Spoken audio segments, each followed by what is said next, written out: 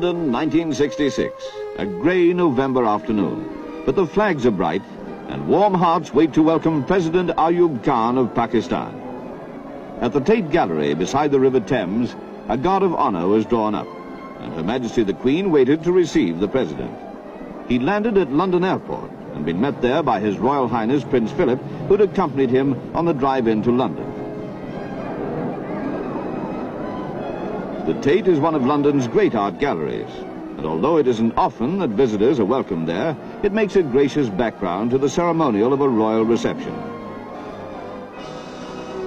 The Guard of Honour, mounted by the 2nd Battalion Scots Guards, had the honour of being inspected by the President. Then the royal carriages drew up for the drive to Buckingham Palace.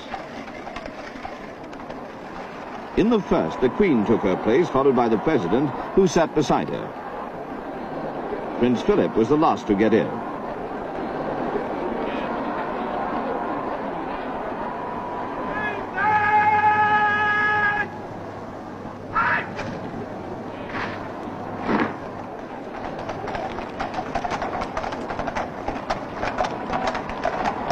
The President's daughter, the Begum Nazim Aurangzeb, was in the second carriage. All along the gaily decorated route to the palace, troops from the 3 armed services stood at attention, and the Queen and the President were accompanied by a sovereign's escort of the household cavalry. In front of Buckingham Palace, Pakistanis from all over London had assembled to greet their President as he drove by on his way to stay with the Queen in her London home.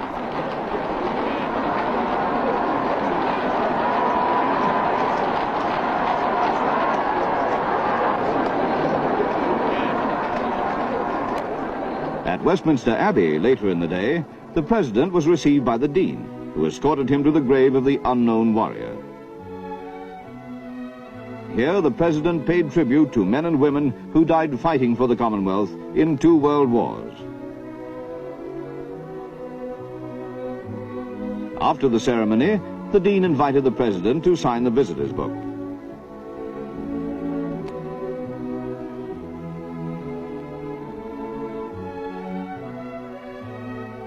The President is no stranger to Britain. He's been a regular visitor to Commonwealth conferences and has seen the changes taking place in London. In the evening, the Prime Minister and Mrs. Wilson received the President at Lancaster House, where he met ministers and prominent members of Parliament. After dinner, he was able to talk to many of them informally.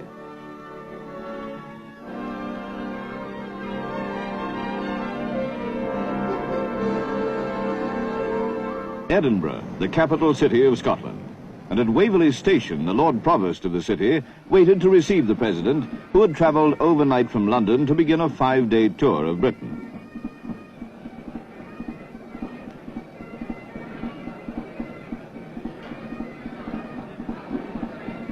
The Minister of State for Scotland and a number of distinguished citizens were at the station to meet the President. There, too, were 2 little girls, Sabia Usmani and Razia Mohammed, to welcome him on behalf of Pakistanis living in Scotland. Holyrood House is the Queen's Palace in Edinburgh. The President drove there from the station and stayed in the state apartments.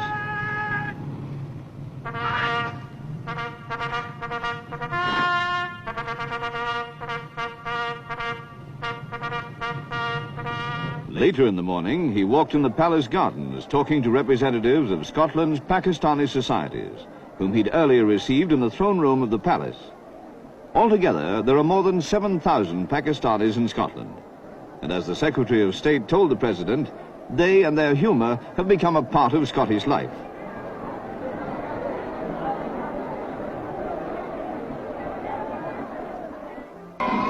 The new bridge across the River Tay leads straight into Dundee.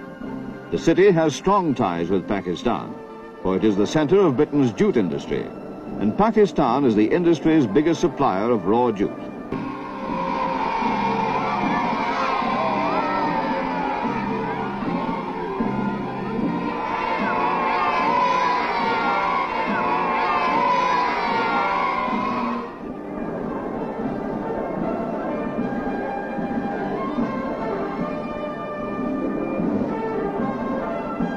Another great welcome here for the President, this time from his own countrymen.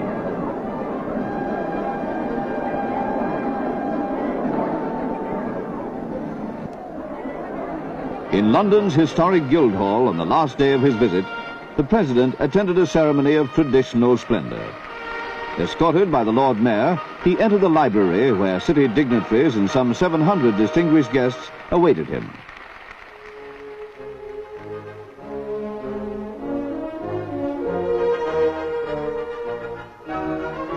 Seated beside the Lord Mayor, he listened to an address of welcome, which was then presented to him in a silver casket engraved with the Pakistan coat of arms and the City of London crest.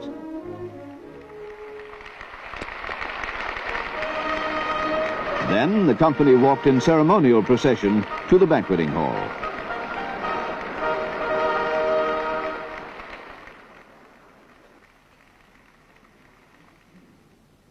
In his speech after lunch, the Lord Mayor referred to the long associations which linked Britain with Pakistan and expressed admiration for Pakistan's progress under the President's leadership.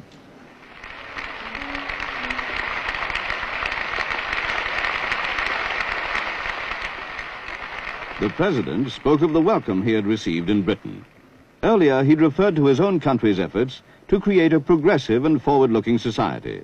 We are determined, he said, to ensure for our people a good measure of material prosperity and the right conditions for their intellectual development. He ended on a lighter note.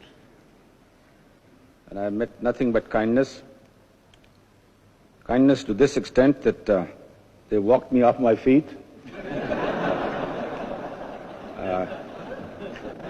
And I'm very grateful for it.